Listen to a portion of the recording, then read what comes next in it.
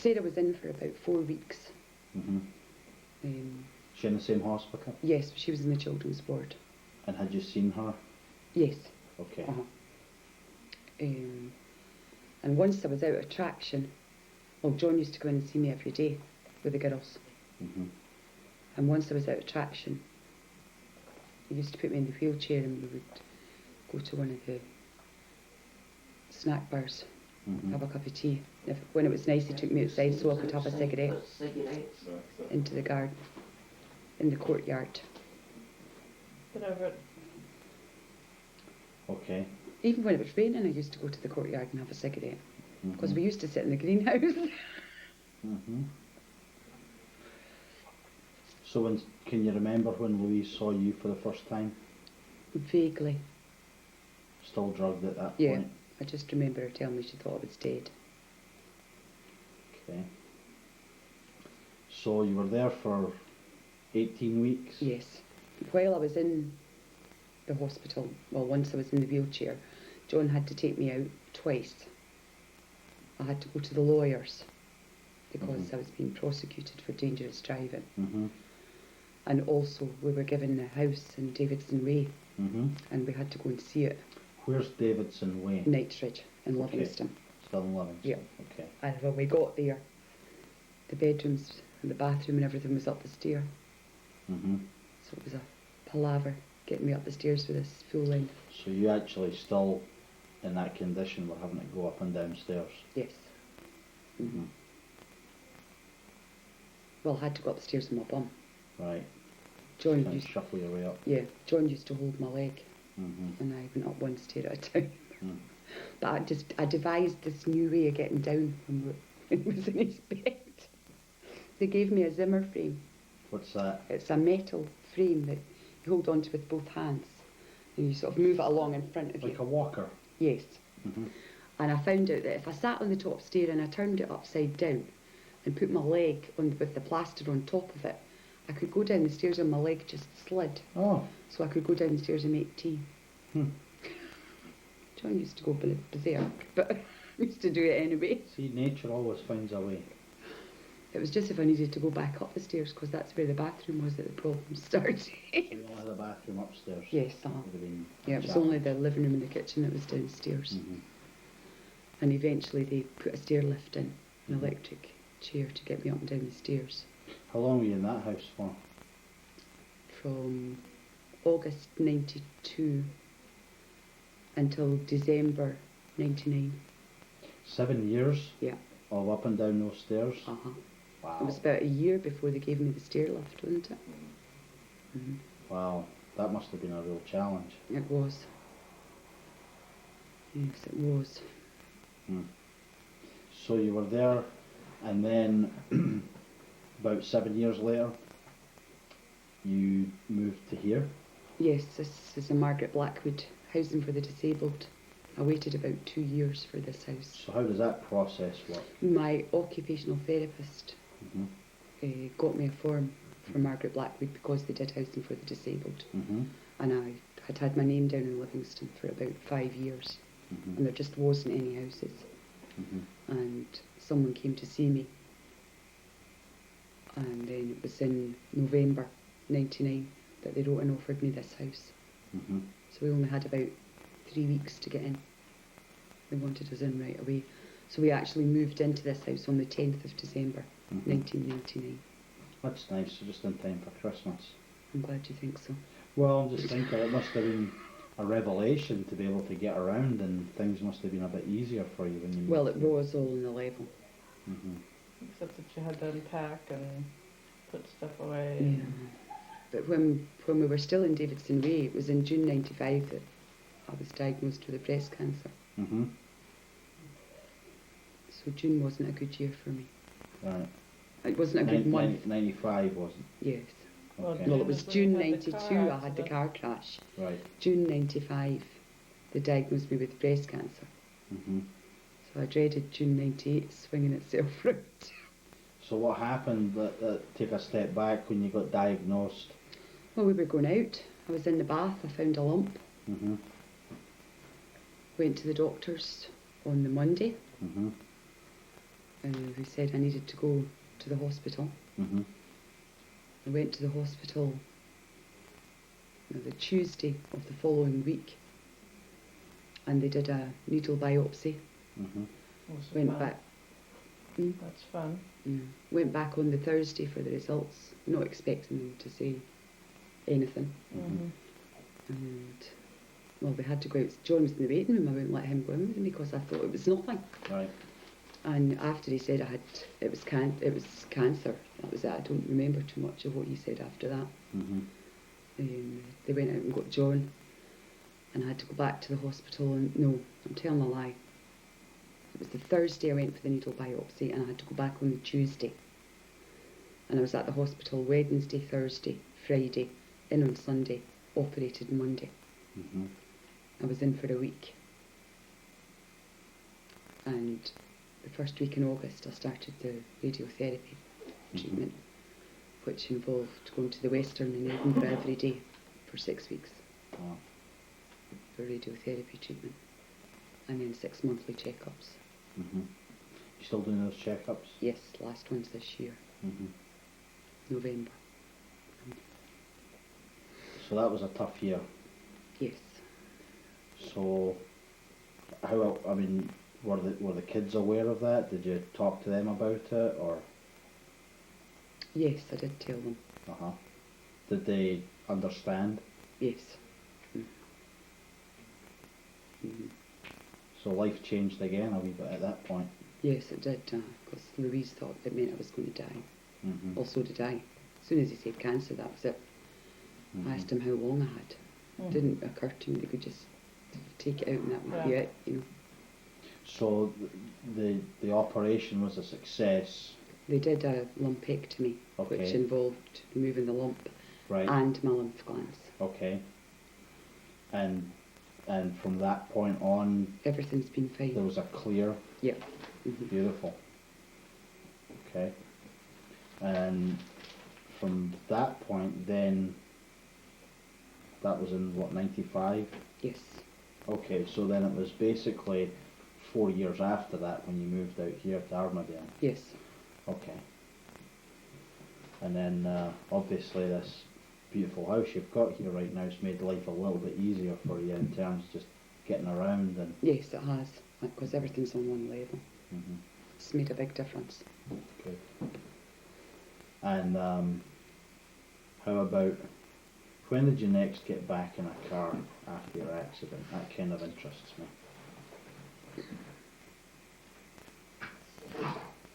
Well, we didn't have a car for a couple of years. I'm sure you crashed it. And I wrote it off. Let me think. I got out of hospital in August 93. Was it 94 we got the car? About a year. John had had the car and he kept on saying to me, "You'll have to go back in the car, you'll have to go back in the car."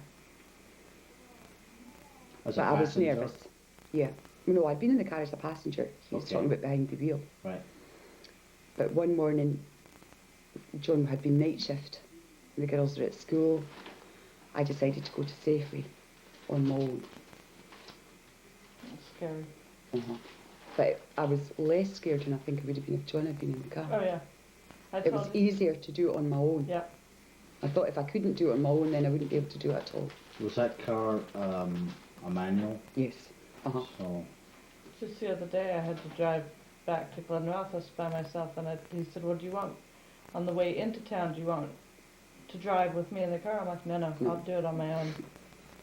so you got back in the car on your own and you drove to Safeways. Yes. How did that feel? Nerve-wracking. Mhm. Was it good? Was it not good once you'd done it though? I was better coming back than I was on the way there. I was shaking like a leaf when I got out the car at Safeway itself. Mhm.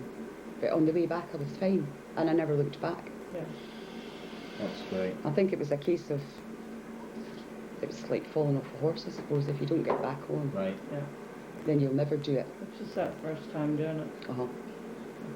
I mean, I hadn't decided that, this week John's night shift and I'll take the car out. Mhm. just I was happened just that way. sitting and I thought I needed bread and things, and normally I had been waiting till John got up and he took me, and I decided to go myself, and that was it. I never looked back after that. That's a pretty brave thing to do. It was. Yeah, maybe it didn't feel like, I didn't feel as if I'd done anything special, but It was pretty special. Yeah. Yeah. And it probably, I can't say I know how it felt because I don't, but I'm guessing that it maybe even made you feel a little bit more relaxed about not being so dependent. yes. Uh-huh. Kind of The, feel like you the could one thing that control did frighten me was I never went along the road where I had the accident, driving myself for a long time, Right. because I kept on thinking I would remember Yeah. and I might have another accident because Mm-hmm. I was replaying the first one as opposed to watching what I was doing. But John took me along maybe half a dozen times, and even now I don't have any memory at all of the accident. Yeah. hmm I don't have any memory of the accident at all. Mm-hmm. It's just completely wiped out. The last thing I remember is slowing down because there's a roundabout there, Right. and that was it. End of conversation. So you got out here and you've got, how old was Sarah when you moved here? 60. So she was still at school? No, she had left school. She wasn't working. No, I'm telling a lie. She was working. She had just started working for McMurray Speed Signs in Livingston, because I used to pick her up occasionally. And Louise went to school in Livingston for a short time, Mm-hmm. but it was too long a day with the buses, Right. and we moved her to Armadale Academy. How did both of them feel about moving out here from Livingston? Sarah was quite glad. Mm-hmm. Louise had a lot of mixed feelings. She travelled backwards and forwards to Livingston for a while, yeah, until she made some friends out here, and then she's fine. She likes it here. You can tell she does as Yes, well. and she's been friendly with Claire since, and Marie, her sister, since just after we came here. So Mhm. they've been pretty consistent. Well, I think it's number one is it's great that you've kind of gone from a point where you were so dependent on a lot of people. I'm guessing it was quite frustrating at times. Yes, it was actually better when John went back to work. Mm-hmm. They signed him off sick when I had the accident originally. They were very good because he'd only just started working there. Right. And then, about the end of August into September, they told him that they couldn't keep him on the sick any longer. But as soon as I was well enough to be left, they had to contact them. Mm-hmm. And we contacted them in the January of '93, and he started back in February. And I actually felt better when he went back to work. Right. Because I felt as if I could cope. You know, Right. I didn't need anybody. You know. Well, it gives you confidence because, well, if he could go back to work, then he knows he doesn't need to take care of me. So that must mean I can take care of myself now. Yes. Mm-hmm.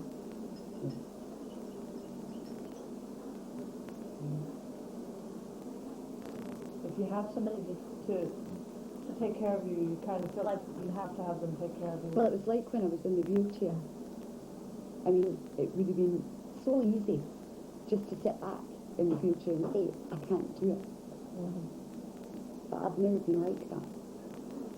And I pushed myself, and I still do. Don't I? John? Like today.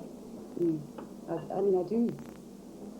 When you think that I shouldn't be doing that, then that means I've got to do a bit more, you know. Mm-hmm. I get really tired, I get really sore, but it doesn't stop me doing anything, Mm-hmm. although it should do. Sometimes that wee streak of stubbornness serves you well. Yeah. I think, well, it is. You know, you can sit back in the wheelchair and say, well, I can't do this and I can't do that.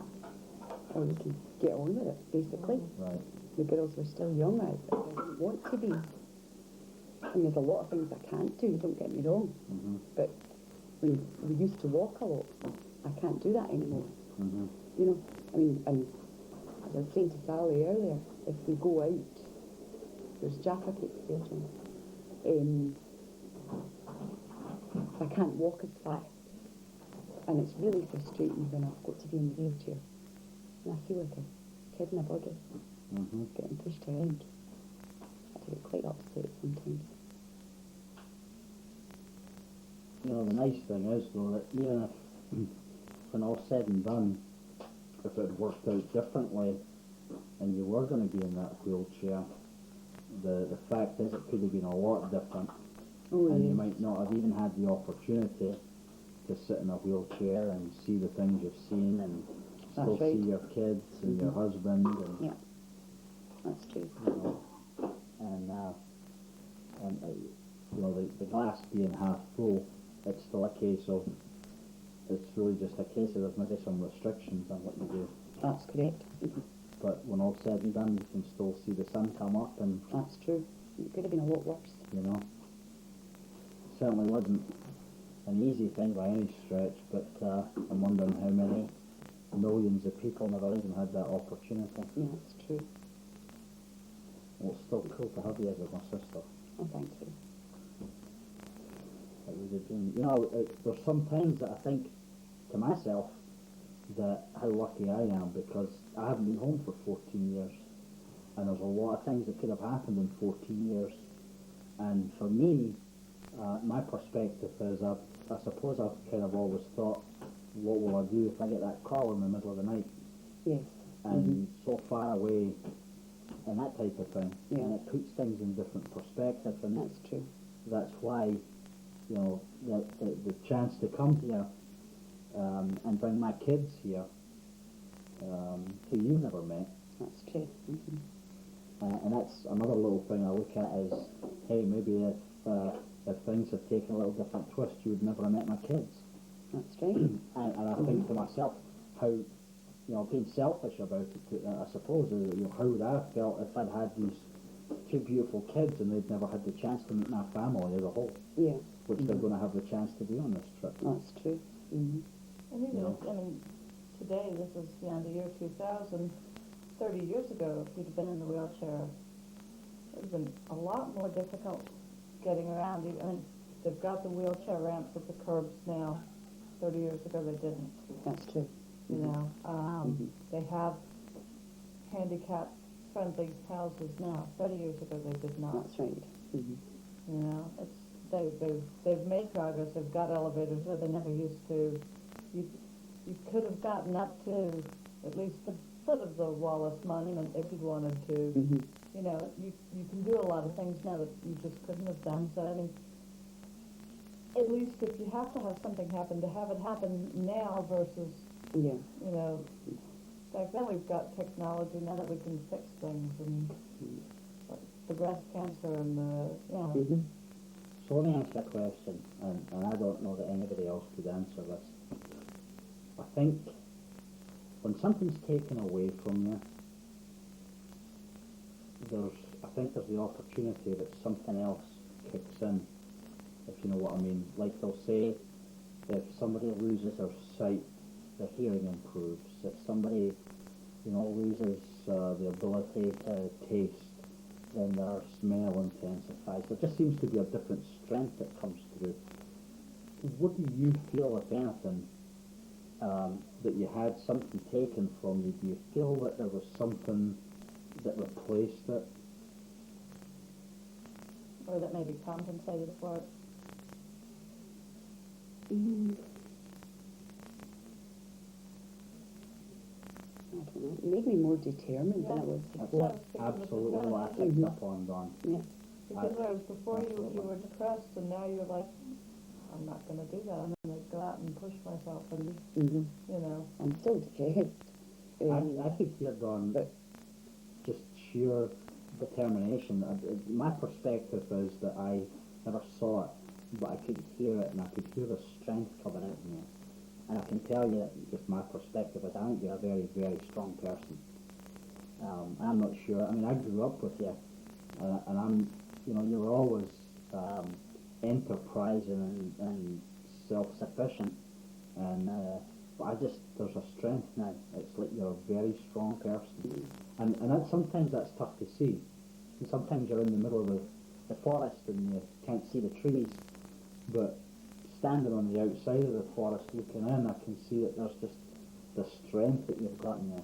It's actually quite incredible to see the transformation in that regard. Mm. I'd say a lot of self-determination. I don't like not being able to do things, I must admit. Well, I see that Especially if John tells me not to do something. well, what I see that's left, Jeff, amongst other things, is that what I'll call that self-resignation, where just kind of went, oh, well, I suppose that can't be done. That's gone. Mm. It's absolutely gone, and I see the mind working now about forgetting about why things can't be done and trying to figure out how they're going to get done. Yeah. Mm-hmm. I mean, that's my perspective. That's what I see in here. Mm-hmm. That's all right. I'll go to Blackpool on my own if he doesn't want to go. You heard? It's all right. I'll go myself. With your wages. There you go. What's your take on I think about to go through another phase in your life right now, because we could probably all agree that it's just not going to be that much longer before Sarah and Louise are probably starting to make their own way. When all said and done, it's sooner rather than later going to come right back to you and John. Mm-hmm. And is that something you've ever thought about? Sometimes, yeah. What's your vision? Yes, it does actually. What's your vision? I'm not quite sure what I'm going to do. Well, I'm after not you kill here. him. Well, Huh? no. After I kill him, I'll get off anyway. There you go. And what's that? God, that terrifies me. Him home all day, think about it. I know.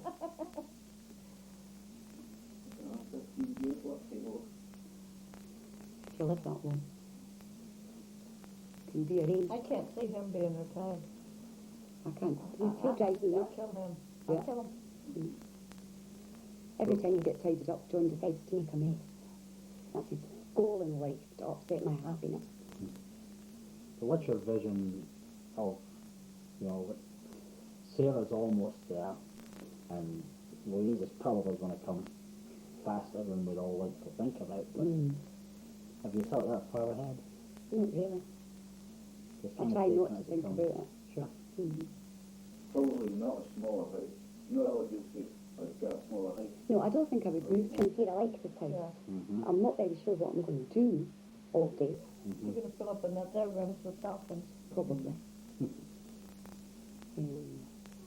Because I can't imagine, like, not only having one room to do every day, really. And only our washing and ironing. Cooking and maybe not, I don't know. I've never really thought that far ahead. Let me ask you something that's for you. Everybody has something for themselves. What are some of the things that you like to do for yourself that doesn't involve anybody else, it's just for you? The dolphins. I read. Mm-hmm. Anything in particular that you like to read? Thrillers. Mm. Patricia Cornwall type What? of thrillers. That's an author? Yeah, an American. Cornwall? Okay. You not heard of any of her books? No. I haven't. No, she's a forensic pathologist, a medical examiner. So you like that detailed? Yes. I think I probably know about 5,003 ways to murder somebody. So you better watch it. So you kind of like, you like to read, and is that something you do when you're on your own? Yes. I don't like romantic, I don't like flip books. Yeah, I you like- that detailed, yeah. factual. Yes. See, one of the interesting things is that if you stop and think about some of the things you've talked about, we kind of started off, you were able to recall a lot of detail from being very young, Yes. and even right up to when you finished school on the Friday and went to work on the Monday. Stop and think about some of the things you've done. It was detail work, and here you are, and one of the things you like is details and facts, and the jigsaw of putting the details and the facts together. It's kind of a personality trait, like a lot of information. Yes. Is that something you feel you like information? Yes. So what maybe if you could do a couple of things for yourself, and it'd maybe be a goal, have you given any thought to what couple of things you might like to do? I'm hoping to do a history course through Telford College Okay. on the open learning they do at home. History of It's just a history, general history. world history, Great Britain. No, British history. Where would you like to go? If you could go anywhere you want, where would you like to go? Anywhere in the world. Anywhere, this world or another, doesn't matter. Anywhere. Egypt. What would you like to go to Egypt for? I'd like to see pyramids Mm-hmm. and Luxor and travel up the Nile. Mm-hmm. And to see on the camel now. No, I don't want to come in. No. Not appeal to me. No. I See would like to yourself see on a Egypt. vine Yes. in the middle of the night. Yep. Somebody fanning me with a banana leaf, not you. They have bananas everywhere. I don't know. Somebody peeling grapes for you. I don't mind if they don't peel the grapes, as long as they take my kills. So Egypt would be a place you'd love to Yeah. go. And Greece. I'd Greece. like to go to Greek islands. Really? Yeah. What's the attraction with that? Probably history again. We Uh-huh. did a lot of Greek history when I was at school. Mm-hmm. You know, the ruins and the temples. Sure. Mainland Greece doesn't appeal to me, it's the islands. Right. If you could do anything for yourself, aside from travel to those places, if you could actually just do something that was for you, any thoughts on Yeah, I'd like to swim the dolphins.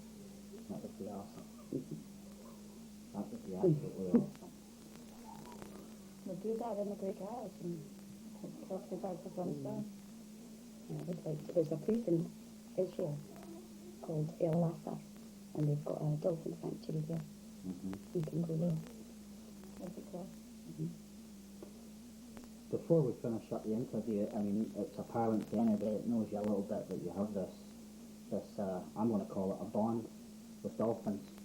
I mean, I think it just transcends having collected a few little statues and things like that. It's just, I don't know, it's almost kind of outsider. It seems like something clicked. Yes, I don't know what. The first, I'd never really thought about them until we went to Inverness on holiday. When? What year? Well, Mum's been up there 11 years. So that would have been, say, 1990. When we went up the first time on holiday. First time, Yeah. And we went to Keswick and I saw the dolphins and that was it. Mm-hmm. That's smart. Oh, amazing. Absolutely amazing. What do you feel is the bond? They're just so intelligent. Mm-hmm. Graceful. Mm-hmm. Hard. I don't know, there's just something about them that I suppose, as you say, just clicked. Because I've never really collected anything with any Right. sort of, I mean, I went through phases with ornaments and everybody does, Mm-hmm. but it becomes passion. And, yeah, there's bits in the paper, I cut it out. You know, That's exactly the word I was going to use, is that there's an absolute passion for them. And I feel like that's that little bit just for you. yes. Yeah, that's the one thing I've got. Well, Dan, unless there's anything else that you'd like to, anything else you'd like to share, is there anything that you'd like to finish up the interview by saying? I hate it when people ask me questions like that. That ends a great interview. We should have done that.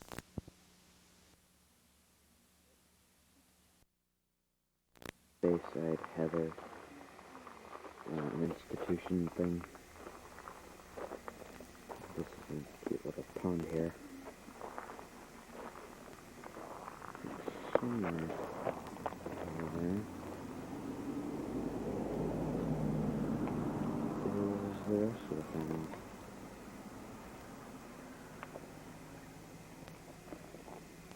Got a wide selection of plants here. Pretty flowers.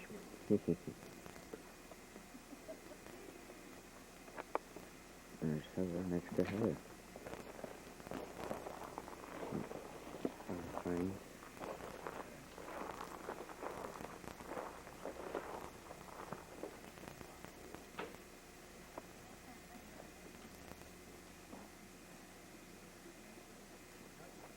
Some birds. John, tape the heather. Taping. Tape the heather flowers, too. Go over to them. Say, these are the heather leaves.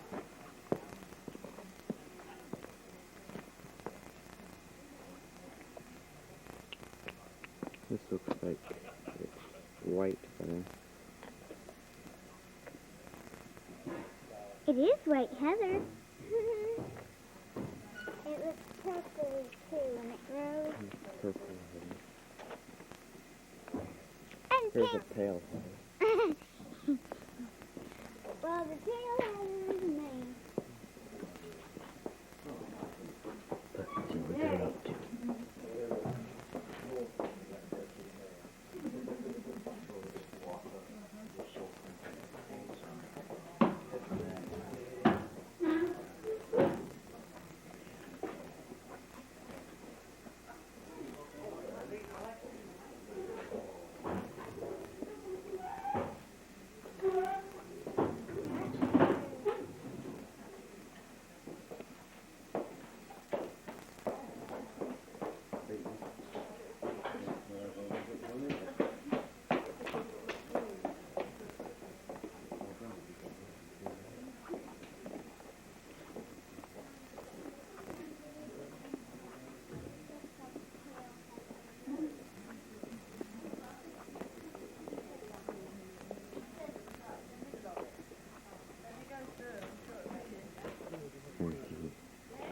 And more.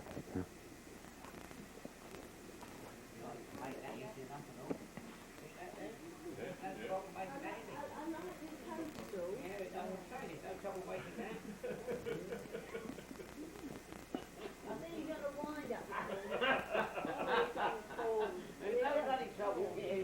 What time did you go out?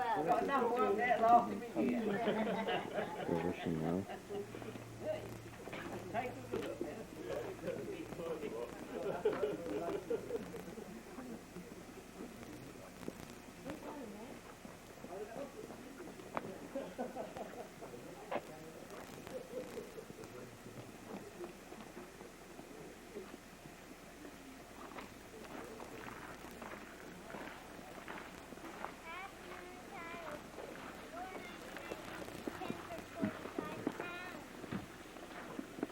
I feel like one of those paparazzi guys.